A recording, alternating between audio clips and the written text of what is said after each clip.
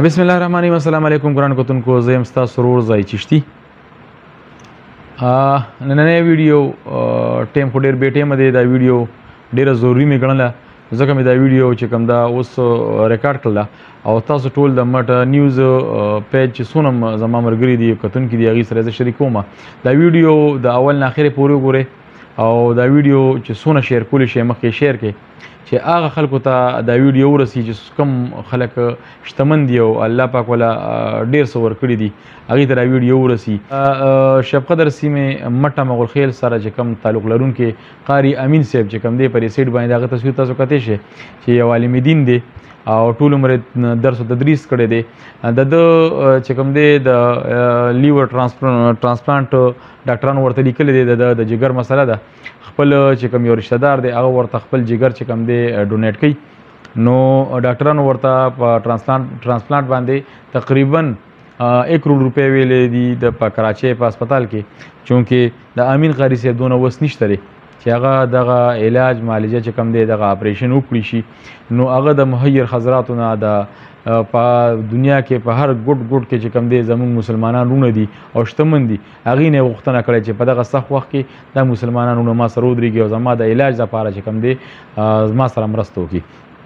په دې سیټ باندې د امین قاري صاحب تاسو تصویر هم کتی شئ چې کوم ټایم کې دی له ګزاره کوله، او د هغې نه بعد چې کوم دی تاسو دا بل تصویر هم کتی شئ چېرې د امین قاري صاحب دې حالات ته ورسېدو د علاج د وجې چېرې علاج چې کوم دی پوره نه کړی شو او هغه چې کوم دی نو اوس هم په دغه تمه پروت دی چې زما علاج به انشاءالله الله پاک ترسره کوي او انشاءالله الله به صحت راکوي او الله دې وله صحت ورکړي. موږ هم دعا ګویو چې الله پاک وله صحت ورکړي.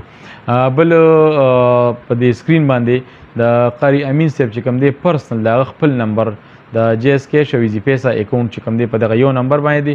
دغه نمبر موږ ورکو. دا نمبر چې کوم دی دا دغه پرسنل نمبر دی. هېڅ چېرې موږ خپل نمبر نه ورکوو چېرې موږ وایو چېرې زه خپل نمبر دله درکړم او تاسو ما سره رابطه کړئ. نه، هغه ما سره رابطه کولی شئ. کوم مسلمان ورور ما سره رابطه کوي بلکل رابطه کولی شئ. زه ورته کور خولی شم، زه هغه سره دغه مدد کولی شم چېرې د هغه پته ورته وښیم، هغه ورسره پلین کړم. خو چونکې د هغه دغه نمبر دی په دغه نمبر باندې هغه ملاوېدي هم شي، خبرې مو سره کولی شي. په دغه د هغه اکاونټ هم دی، که څوک هر څومره هغه ته څه رالېږي ډایرکټ ورته رالېږلی شي او ډایرکټ ورسره رابطه هم کولی شي. او زما ټولو مسلمانانو ته په آخره کې یو ځل بیا دا خواست دی چې قاري امین صاحب سره په دې سخت وخت کې ودرېږئ او د هغه ملاتړ جوړ شي. په دې بیمارۍ کې د هغه دې وخت کې چې کوم دی خپل کور خرڅ کړی دی، د هغه چې څه اړي موړي وه مکمل چې کوم دی په دغه بیمارۍ باندې ولګېدې. دې وخت کې هغه خوار چې کوم دی هغه بلکل بېوسه دی او یو د الله اسری ده، بل اسری نشته دی.